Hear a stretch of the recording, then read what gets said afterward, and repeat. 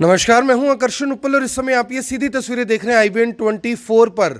जज साहब के सर में तो गड़बड़ है, उसे जल्दी ठीक कर देंगे। ये मुद्दा पिछले 2 दिन से काफ़ी ज़्यादा सुर्खियों में था। हालांकि हरियाणा के मुख्यमंत्री मनोहर लाल खट्टर ने जब ये बयान दिया उसके बाद शायद उन्हें ऊपर से फ़ोन आया या फिर उन्हें भी ये बात समझ आ गई कि इस तरह का बयान देना आगे चलकर उनके लिए बड़ी मुसीबतें खड़ा कर सकता है, तो उन्होंने इस बयान पर माफ़ी भी मांग ली। लेकिन मनोहर लाल खट्टर जो कि हरियाणा के मुख्यमंत्री हैं, करनाल के विधायक हैं, वो रह रहकर इस तरह के बयान क्यों देते हैं? करनाल की स्थिति इतनी दर्दनाक क्यों है? सड़कों के हालात इतने खराब क्यों हैं? घरों के बाहर लगी 35 करोड़ रुपए की LED लाइट्स क्यों नहीं जगती? इन सब सवालों का जवाब लेने के लिए आज हम पहुंचे हैं जगमोहन आनंद के पास, जो कि मुख्यमंत्री मनोहर लाल खट्टर के काफ़ी नज़दीकी हैं, मीडिया कोऑर्डिनेटर हैं। सबसे पहले उनसे बात कर लेते हैं। जगमोहन जी, सबसे पहले IBN 24 पर आपका स्वागत है। करनाल में विधायक साहब नहीं हैं क्योंकि विधायक मुख्यमंत्री हैं। मुख्यमंत्री होने का मतलब ये है कि करनाल में विकास का दरिया बहना चाहिए, लेकिन करनाल में विकास का जो दरिया है वो फिलहाल बाढ़ का रूप ले रहा है। ऐसा क्यों है? हालात इतने ख़राब हैं, कोई सुनने वाला समझने वाला नहीं है। मंडल अध्यक्ष, जिला अध्यक्ष, पार्टी के मेरे ख्याल 1 दर्जन प्रोड्यूसर, डायरेक्टर, चेयरमैन सब लगा रखे हैं। कहाँ सो रहे हैं सब? सबसे पहले तो आपका स्वागत है आकर्षण जी। और मीडिया लोकतंत्र का चौथा स्तंभ है और रह रह कर आप करनाल की आवाज़, हरियाणा की आवाज़ उठाते रहते हैं, उसके लिए आपको साधुवाद है। और माननीय मुख्यमंत्री जी की विधानसभा का क्षेत्र है, उस नाते से भी मैं आपका स्वागत करता हूं। जो सबसे पहले आपने बात कही अपने इंटरव्यू से शुरू से पहले कि माननीय मुख्यमंत्री जी ने पिछले 3 दिन के दौरे, जो भिवानी का उनका दौरा था, उस जनसंवाद के दौरान इस तरह की बात कही। एक जज के सर में गड़बड़ है।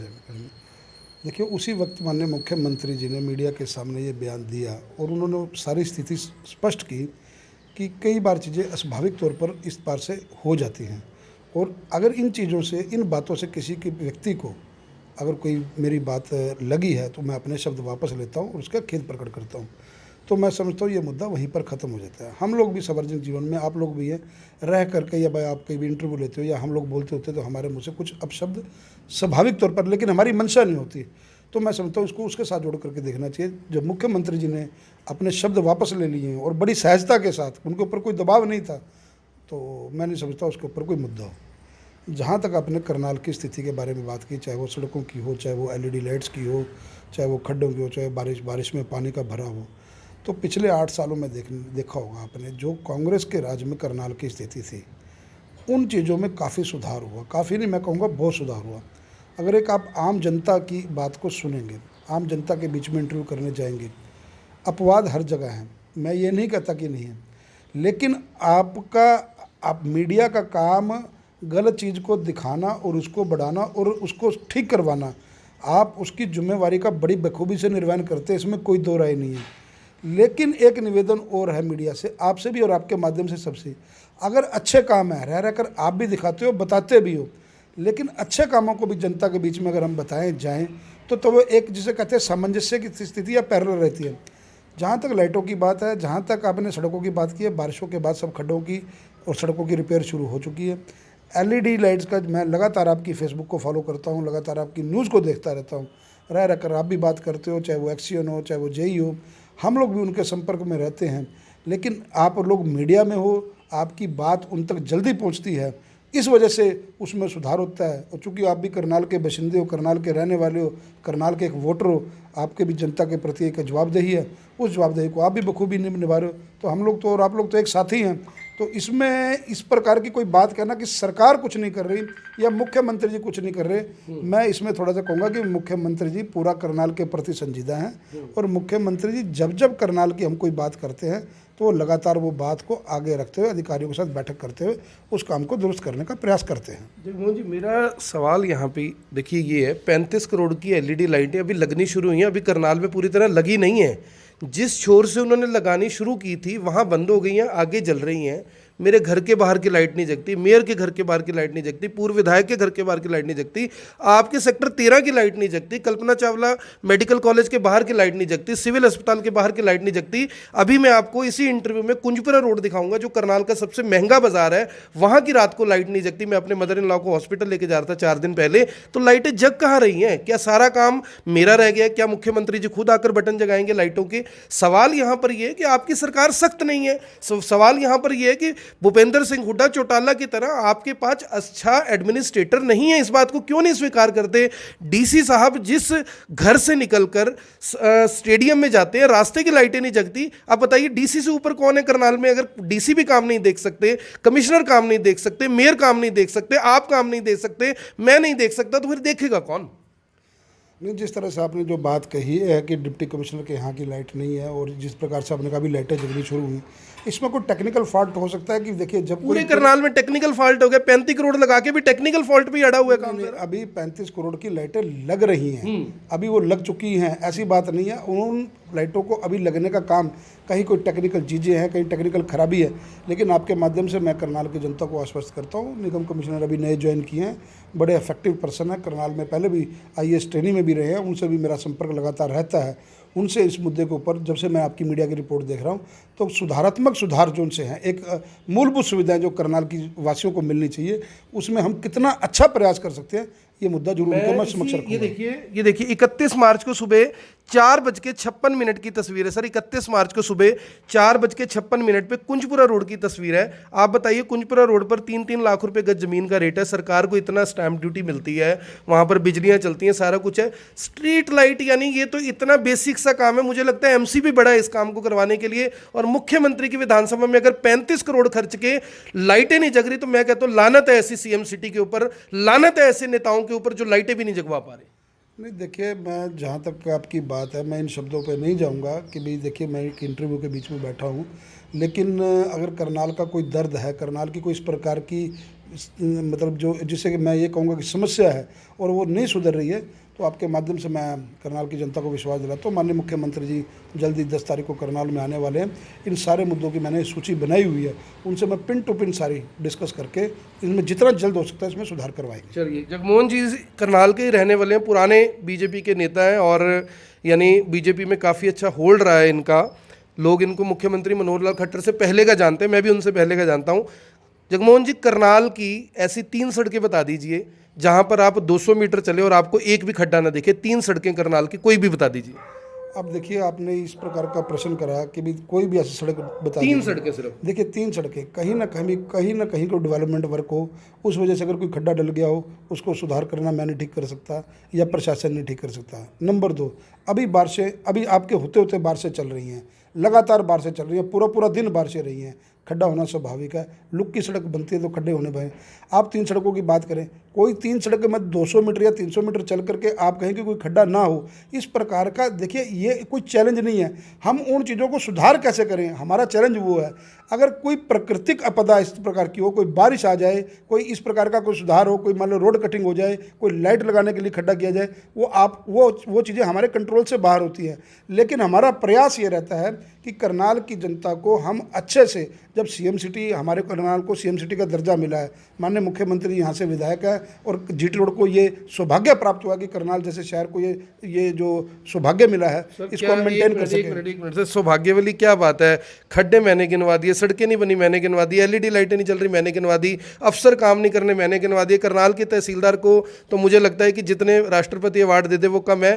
कौन सा सौभाग्य करनाल को मिला है सिवाय इसके कि हम करनाल को CM सिटी कह देते? इसके अलावा क्या सौभाग्य है? मुझे आप ऐसे 10 चीज़ें गिना दीजिए, मुझे नहीं लगता आप 10 गिना पाएंगे। नहीं, मैंने आपको जैसे आपने सारी चीज़ें तो गिनवा दी। अच्छे काम अगर आपने कोई आपके ही चैनल पर अच्छे काम भी बहुत आए, अच्छे सिस्टम बहुत आए। आज कल्पना चावला मेडिकल कॉलेज है, अगर इतना बड़ा कॉलेज बना और उसमें भूपेंद्र सिंह हुड्डा नहीं बस जो अच्छी चीज़ें 640 करोड़ तो वो अप्रूव करके थे ना, आपने तो रिबन फीता काटा है। तो वो फीता वो काट जाते हैं, फीता उन्होंने क्यों नहीं काटा? ये बात नहीं है। पश्चिमी बाईपास की जो सौगात है, आगे की डेवलपमेंट है, 6 लेन का हाईवे निकल रहा है, और जिस प्रकार से रेलवे रोड पर आप देखते थे गोडे गोडे पानी का भराव होता था, उनको बड़ी पाइपलाइंस के अंदर अपना ड्रेनेज की उनकी व्यवस्था की है। ऐसे असंख्य काम हैं। अब मैं बात अगर उनके तरीके से बात करूँ, इतना काम जो है जनता के प्रति, अगर हम उनको लेकर के चलें, आज नौकरियों की बात है, पहले नौकरियां बिकती थी, जो मर्जी पैसे दो लग जाए। मुझे बताओ कभी आपने मुद्दा उठाया? या मुझे एक बात का जवाब दो। अब पिछले 3 दिन से माननीय मुख्यमंत्री जी जनसंवाद करने के लिए भिवानी गए हुए थे। जनसंवाद के बीच में आपने भी मीडिया के माध्यम से देखा है, वो एक व्यक्ति खड़ा होकर के कह रहा है कि हमारी गली के 12 बच्चे लगे बिना खर्ची और पर्ची के। किसी भी मीडिया ने उस चीज़ को हाईलाइट किया? अगर मुख्यमंत्री जी ने कोई इस प्रकार का बयान दे दिया, उसको तो पूरे हरियाणा के अंदर क्या पूरे देश के अंदर हाईलाइट कर दिया।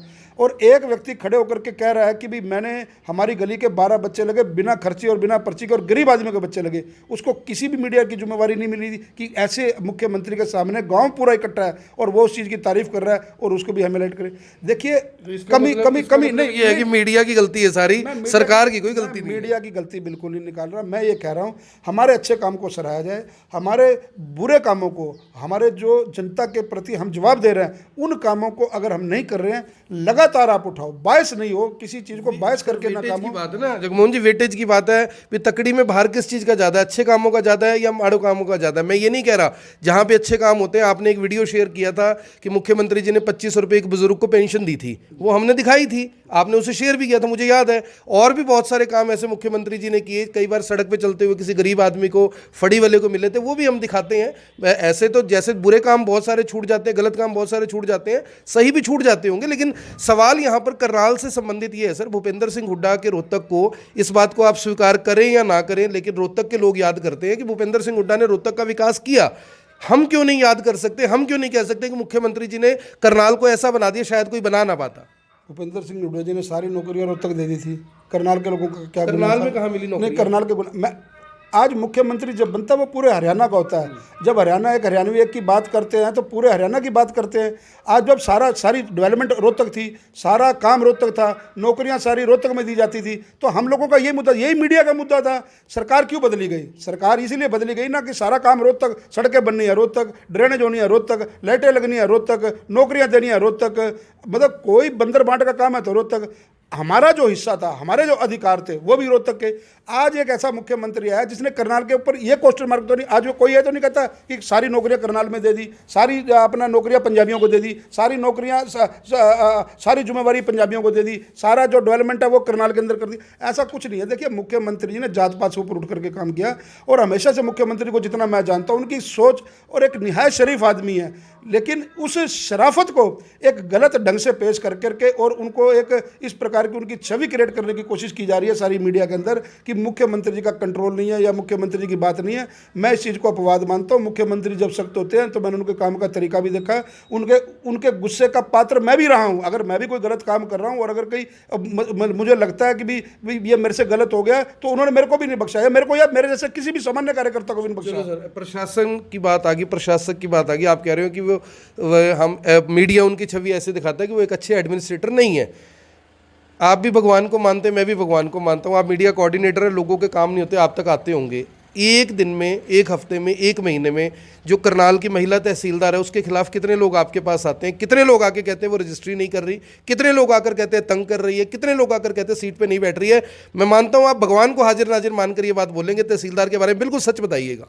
नहीं, सत्य है, इसमें कोई दो राय नहीं। मेरे को आपके सामने आने और इस प्रकार की बात कहने में कोई दो राय नहीं है। मतलब कुछ एक अधिकारी इस प्रकार से हैं जिनके जो मतलब ज़्यादा ही जिन्होंने जनता को परेशान कर रखा है, और माननीय मुख्यमंत्री के संज्ञान में मैंने मामला पूरा ला दिया। और ऐसे खाली एक मैं पर्टिकुलर नाम लूँ किसी तहसीलदार का या किसी और अधिकारी का, ऐसे जितने भी अधिकारी हैं, मैं आपके माध्यम से, मैं जितने भी मीडिया में इंटरव्यू देता हूँ, जितने भी अधिकारी हैं, मेरी जब भी माननीय मुख्यमंत्री जी से बात होती है या मुख्यमंत्री जी का आना होता है, मैं निरंतर उनको इस चीज़ की अपडेट दे रहा हूँ और देता रहूँगा।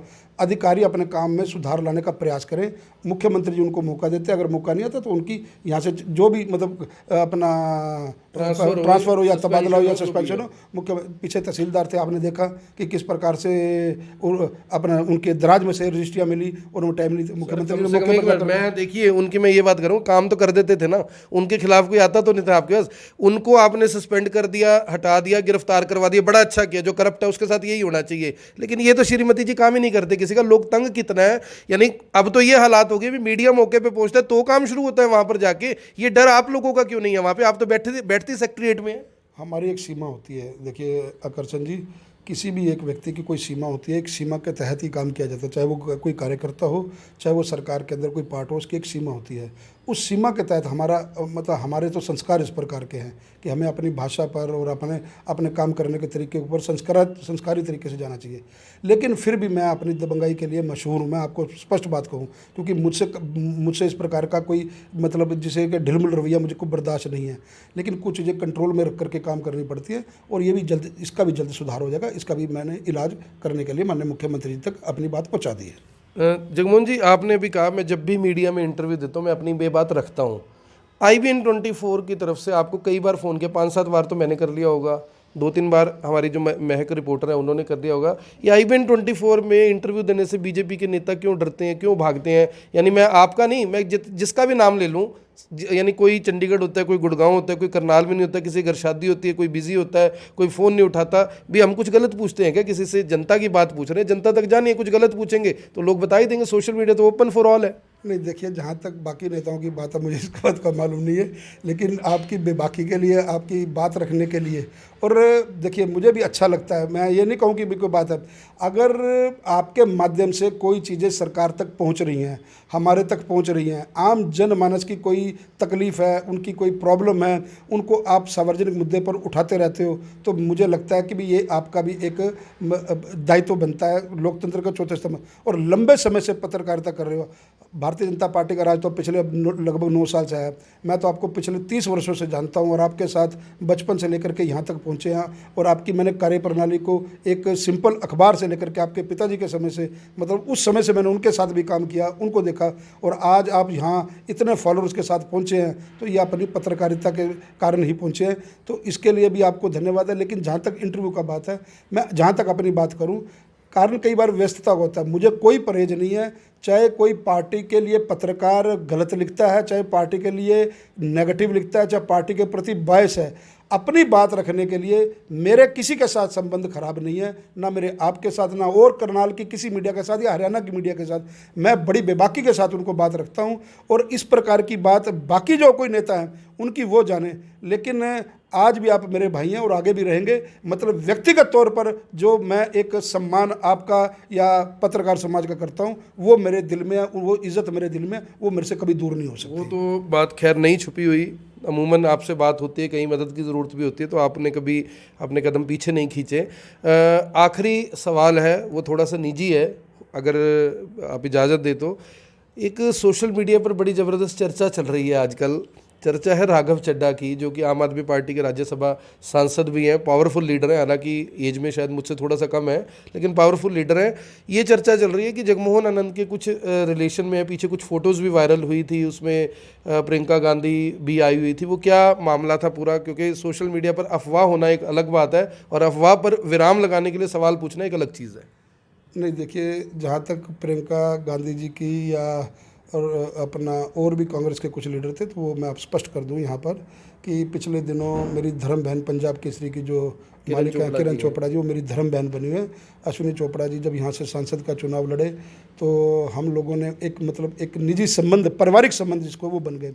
तो उनके बच्चों की अभी शादी थी, तो वहाँ पर शादी में ब्याह में हर प्रकार के लोग, बीजेपी के भी नेता उसके, और वो पोस्ट मेरी खुद फेसबुक पे मेरे द्वारा की गई, ये नहीं कि किसी सीआईडी ने या किसी और कार्यकर्ता ने वायरल की हो। तो वो मेरी फेसबुक पर मतलब मेरे द्वारा ही या मेरे कार्यकर्ता, मेरा जो ऑपरेटर उसके द्वारा ही पोस्ट की गई। तो मैं नहीं समझता कि भी निजी संबंधों को, इस प्रकार के कई लीडर्स हैं, माननीय मुख्यमंत्री जी स्वयं हैं, मतलब वो विधानसभा में जब बैठते हैं, कोई सत्र होता है तो सब लोग भोजन इकट्ठे, चाहे वो हुड्डा जी हों, तो चाहे वो अभय चौटाला जी हो, तो इस प्रकार के नेता। तो मैं नहीं समझता इन चीज़ों को, इनको तूल देने की कोई बात है।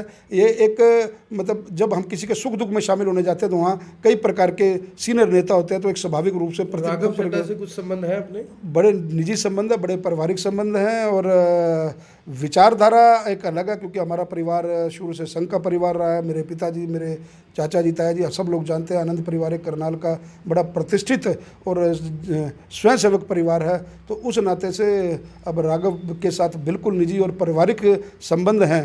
तो मैं समझता हूँ कि राजनीति को इन संबंधों से पारिवारिक संबंधों से दूर रखना चाहिए। उनको इस प्रकार से आपके माध्यम से भी मैं ये कहूँगा कि इनको पूर्ण विराम देना चाहिए। जो पारिवारिक संबंध होते हैं वो किसी भी चीज़ों से ऊपर उठ करके होते हैं, लेकिन एक विचारधारा और एक मतलब जो आप जिस देश के लिए आप काम कर रहे हो, जिस राष्ट्र के लिए आप काम कर रहे हो, जिस समाज के लिए काम कर रहे हो, मेरी विचारधारा जो सी है वो प्योरली संघ से प्रेरित है। मैं संघ का स्वयंसेवक रहा हूँ और रहा नहीं हूँ, संघ स्वयंसेवक हूँ। बचपन से बाल्यकाल से मैं स्वयंसेवक हूँ। मेरा परिवार, मेरे पिताजी लगातार अपना शाखा में जाते रहे। उन दिनों पुराना मीरा घाटी के अंदर बुगला मल्ले में हम रहते थे।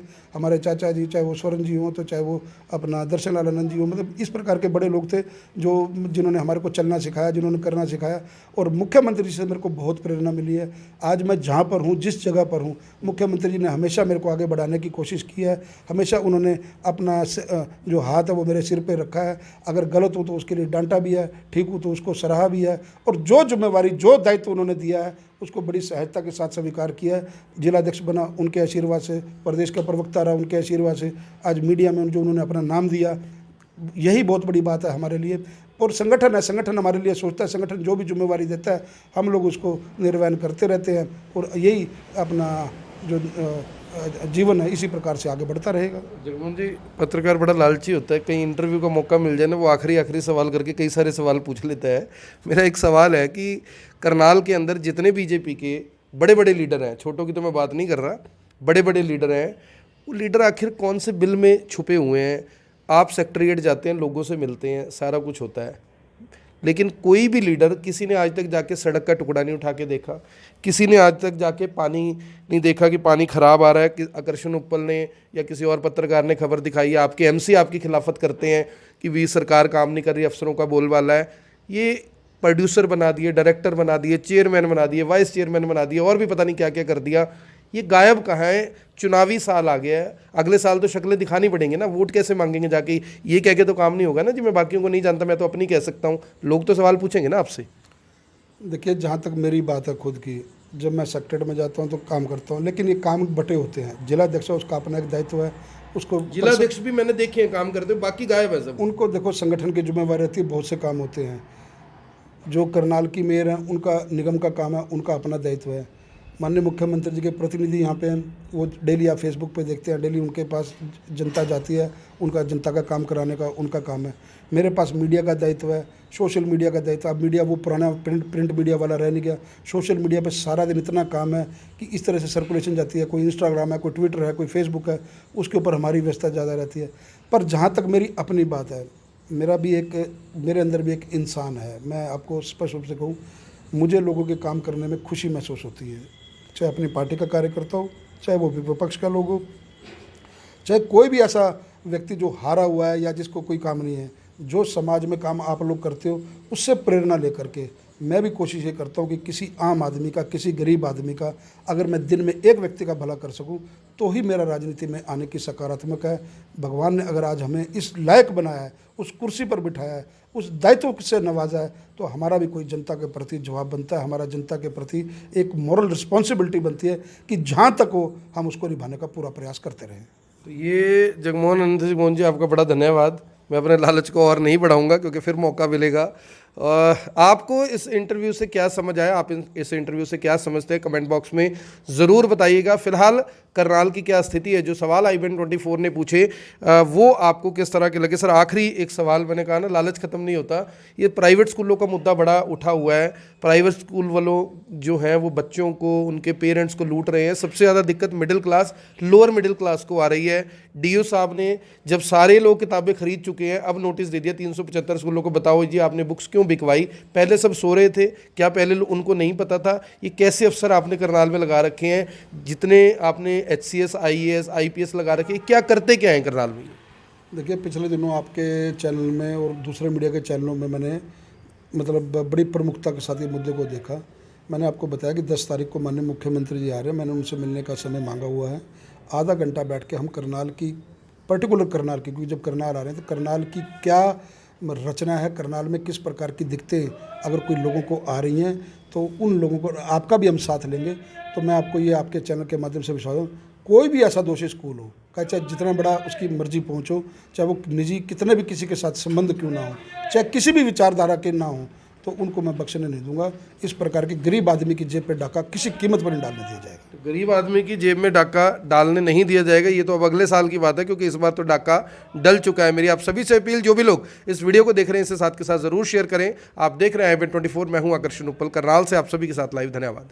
अब यहाँ तक आ ही गए हैं तो हमारे चैनल को सब्सक्राइब जरूर करें और नीचे दिए गए बेल आइकन को जरूर दबाएं, ताकि हर खबर सबसे पहले पहुंचे आप तक।